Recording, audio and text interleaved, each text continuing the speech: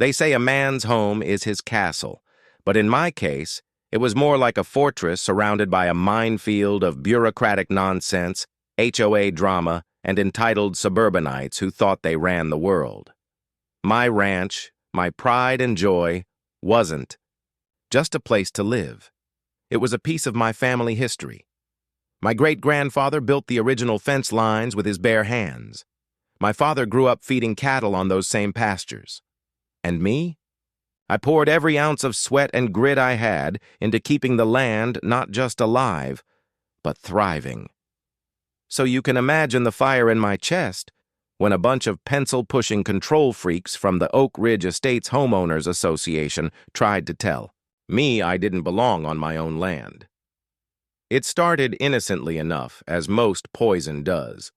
A flyer in the mailbox with gold letters and a smiling eagle on the front. Welcome to your new community partner, Oak Ridge HOA. I laughed at first. They were the new kids on the block, subdividing cookie-cutter houses on the land next to my eastern pasture. They paved over dirt roads, replaced open skies with street lamps, and brought in lawns so green it made you wonder what chemicals kept them that way. It wasn't my scene, but to each their own. At first, we coexisted. I waved at their joggers, let their kids pet my horses during spring, and even shared some hay bales for a fall festival they organized. I thought maybe, just maybe, they understood that rural life had its own rhythm, no clocks, just the sun and the seasons. But I should have known better. Peace doesn't last long when people start believing the rules don't apply to them. It was a Tuesday morning when the first letter arrived. It came in a sealed white envelope with a watermark and 3 signatures. The tone was cordial, but the intent was clear. Dear Mr. Callahan, we have received several complaints from Oak Ridge residents regarding the conditions and usage of your adjacent land. These include excessive livestock, outdated fencing, and noise disturbances related to early morning agricultural activity. In light of ongoing issues, we request that you bring your property into compliance with Oak Ridge HOA standards. Failure to do so may result in escalated legal action. I nearly choked on my coffee. Compliance? With their standards? On my land? I shrugged it off. A misunderstanding, I told myself. Probably some new family upset about my rooster crowing at dawn, or the smell of fresh manure after a rainstorm. This was farm life. It wasn't meant to smell like fabric softener and lavender candles. But within a week, the complaints multiplied. Suddenly, I was hit with an environmental citation for using well water without conservation protocols. Then came a noise violation. Then one for unauthorized fencing structure on the south boundary. That last one made me mad. See, the south boundary was older than the HOA itself, older than the town's paved roads. It had been standing for decades, weather-beaten, patched up, and reinforced with steel posts my grandfather installed himself. Now they were calling it an eyesore. What I didn't know yet was that the HOA had bigger plans. They weren't just annoyed by my ranch, they saw it as in the way. Buried in zoning board meetings and real estate plans was a document listing my land as potential future development. A few city planners and developers had long fantasized about expanding Oak Ridge into Phase 2, and the only thing blocking them was me, an aging rancher with deep roots and no intention of moving. That's when the real attack started. Over. The next month, I noticed strange things happening.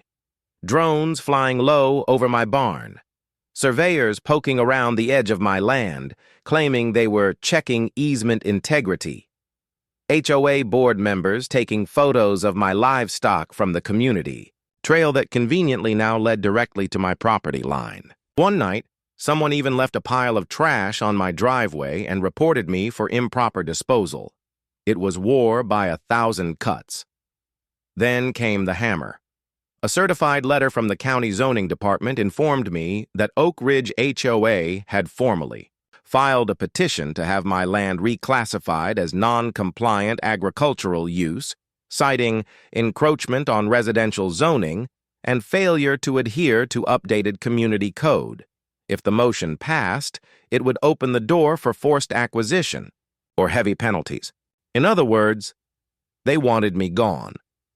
At that point, something inside me snapped, not out of fear, but pride.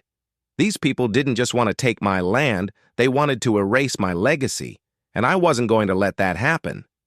So I did what my father would have done. I didn't hire a fancy lawyer or march into their office screaming. No, I got quiet. I got smart. I got to work. I started with paperwork. I visited the county land records office and pulled every file on my property and theirs. I found deeds from 1896, water rights from 1912, a grazing permit signed by a governor back in the 50s. Every single document told the same story. Our land was ours, fair and legal, long before Oak Ridge was a twinkle in a developer's greedy eye. But in the process, I found something else, something big. Turns out when Oak Ridge was built, their HOA made a critical oversight. The green belt that bordered the back of their development, the same stretch of land they used for their walking trails, community clubhouse, and even a portion of their playground, was never fully purchased. It had been temporarily leased during construction from a land trust, but when the trust dissolved, the rights to that property reverted to the county for public auction, and nobody noticed. So I did what any land-loving rancher would do. I bought it quietly, legally, and fast. For just $65,000 less than the cost of a new pickup truck, I became the owner of 80 acres of prime buffer land that the HOA considered part of their community. Except now it wasn't theirs. It was mine. I didn't tell them right away. I waited, watched, let the rain fall and the mud build in their drainage channels, let their landscapers trim bushes and unknowingly trespass, let their kids ride bikes down a trail that now had a new owner. Then I posted my first sign, private property, no trespassing. Violators will be prosecuted. They lost their minds. HOA President Marcia Kellington, an ice-cold woman with a voice like nails on a chalkboard, showed up at my gate furious. She waved papers at me, threatening fines, court, lawsuits, and everything. In between, I calmly handed her the deed. "This is your greenbelt, right?" I said. "Well, it's mine now. Bought it last month. Looks like your board forgot to do their due diligence," she stammered, furious. "You don't understand. That land is critical to our community function. We need that access." I smiled. "Maybe you should have thought of that before trying to run me off my own ranch." They tried everything, filed injunctions, begged the county for a reversal, accused me of unethical purchase practices. But it was all clean. I had every signature, every clearance, every approval. The law was on my side. Then I made my next move.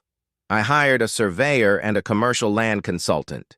Together, we subdivided the 80 acres into 7 parcels, each one with strategic value. One had drainage access, one had trail access, one contained a corner of their beloved clubhouse. Another held a transformer station that powered their lights. Then, I listed each parcel for public auction. But I wasn't done being petty yet. I gave Oak Ridge HOA first right of refusal on each lot, at 5 times my original purchase cost. If they didn't buy, someone else would. I had local businesses and developers interested. One man wanted to build a small solar farm. Another pitched a dog park. One even considered a paintball arena. The HOA panicked. Their pristine little development was on the verge of becoming a checkerboard of chaos. At an emergency board meeting, they voted to take out a loan and use their reserve funds to buy back the land, from me, every parcel, every square foot. In the end, they spent over $420,000 to reclaim what they believed was already theirs. And every dollar of it went straight into my bank account. I bought new tractors, repaved my drive, and even built a new guest house with the profits. But my favorite moment Watching Marcia sign those checks, knowing the very man they tried to erase had turned the tables and made them pay, literally, for their arrogance. That was the day I learned something important. You don't need to raise your voice or throw punches to win a war. Sometimes all you need is a good deed and a whole lot of patience. You'd think that after paying nearly $500,000 to buy back the land I had legally scooped up from under them, the Oak Ridge HOA would have learned their lesson. But no. If there's one thing HOA board members like Marcia Kellington hate more than losing, it's not being in control. And I had taken that away from them in the most humiliating way possible. They were forced to beg, borrow, and nearly bankrupt their own reserves just to avoid their neighborhood turning into a paintball war zone or a solar farm, all because they messed with the wrong rancher. But as I leaned on my porch railing one early spring morning, sipping coffee and watching the sun stretch over the pasture, I knew deep down this wasn't over. Bullies don't stop when you punch back. They just try to find sneakier ways to hit you again. I was right. The next wave came in the form of bureaucracy, this time cloaked in building permits, environmental regulations, and so-called compliance inspections. Suddenly, my mailbox was flooded with letters from the county. They claimed I needed new septic upgrades. They said my barn's roof pitch was outside structural code. They even accused me of unauthorized animal density because I had expanded my goat herd by 10. It was clear what was happening. Marcia and her board couldn't touch me directly, but they still had friends in low places. Some of them had county connections. One was even married to a guy on the local zoning commission. They were pulling every string to squeeze me out, using the system like a slow-acting poison. They wanted me buried in red tape until I sold out, burned out, or simply gave up. But here's the thing. I don't give up. I dig in. So instead of fighting the battle they expected, I went quiet again. I hired an expert, a local land use attorney named Jimmy Rawlins. He was a former rodeo guy turned legal wizard who loved chewing on HOA drama. His specialty? Turning nuisance complaints into legal liabilities against the HOA. We documented everything. Every fake citation, every letter, every inspection request, even drone flyovers. Jimmy dug into records like a bloodhound and found emails between HOA board members and zoning staff that showed clear collusion. That was the golden ticket. It proved the HOA was trying to manipulate public resources for private retaliation. It was illegal. And more importantly, it was leverage. But we didn't go to court just yet. First, I got creative. Using the money I'd earned from selling back their own land, I bought a small piece of property on the other side of Oak Ridge, just outside their official boundary. It wasn't big, maybe 3 acres, but it had road access and was adjacent to their community's walking path. Then, I applied for a business license. What kind of business? A private livestock education center with open visitation, weekend goat yoga, and free tractor rides for the public. In other words, I turned it into a magnet for kids, tourists, and the very rural chaos the HOA was trying to get away from.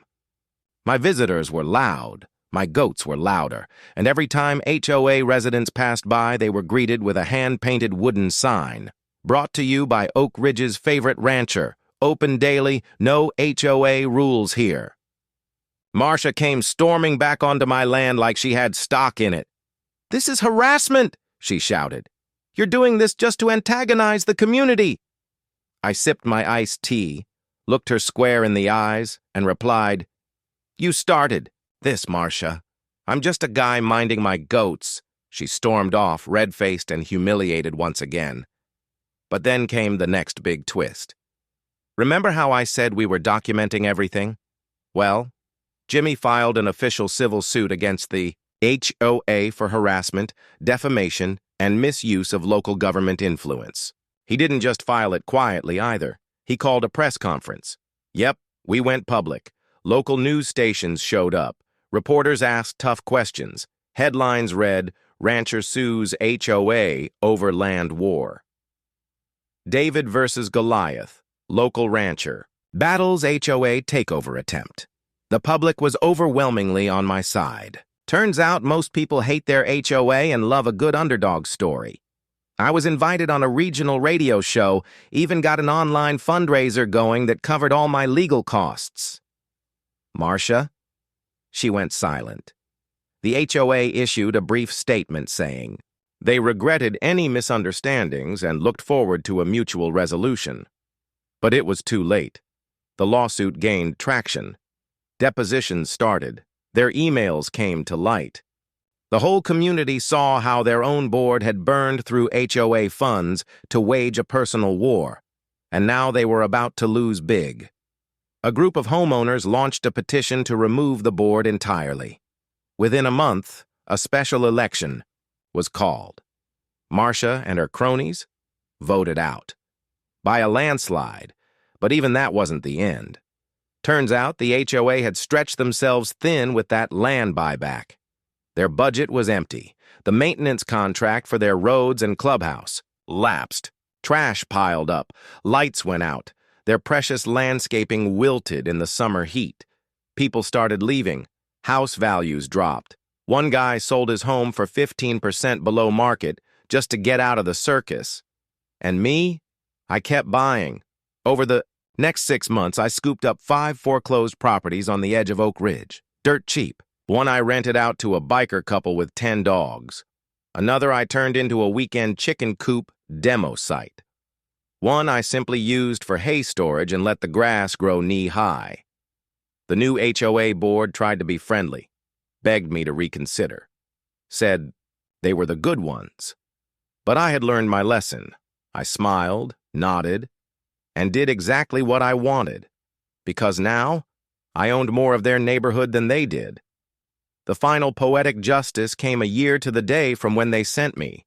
That first eviction threat, I hosted a community BBQ and ranch celebration, open invite. I had live music, ribs, cornbread, sweet tea, even a bounce house. And right in the middle of the event, during a break in the music, I took the mic and read aloud the original HOA letter that told me to comply or face legal action. Then I raised my glass and said, "To Oak Ridge HOA, thanks for trying to kick me out. Because without you, I wouldn't have gotten rich, owned half your neighborhood, or discovered just how much fun goat yoga really is." Everyone roared with laughter. Even a few former HOA members clapped, because in the end, I didn't just win. I changed the game. They wanted me gone, and I stayed. They wanted me poor, and I profited. They wanted me silenced, and now my story was on the front page.